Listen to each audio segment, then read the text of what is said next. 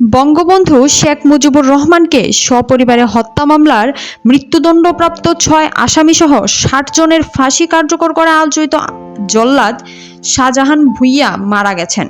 ইন্না লিল্লাহি ওয়া ইন্না ইলাইহি রাজিউন। সোমবার ২৪শে জুন ঢাকার শহীদ সোহরাওয়ার্দী মেডিকেল কলেজ হাসপাতালে চিকিৎসাধীন অবস্থায় তার মৃত্যু হয়।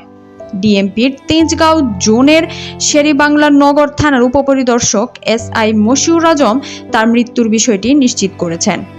মশিউর আজম বলেন, সাভারের হেমায়েতপুরের যাদুরচর এলাকায় একটি ভাড়া বাসায় থাকতেন শাহজাহান।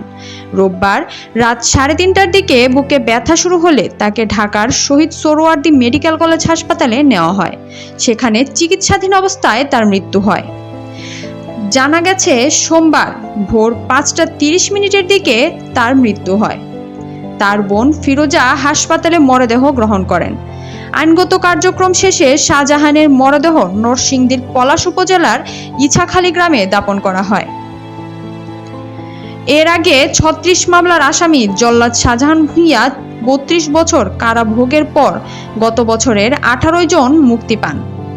সাজার মেয়াদ কমানোর বাসনায় একের পর এক অপরাধীর মৃত্যুদণ্ড কার্যকর করে কয়েদি থেকে জল্লাদ বনে যান শাহজাহান। লিপিকা ফিরোজ, দৈনিক সকালের দুনিয়া।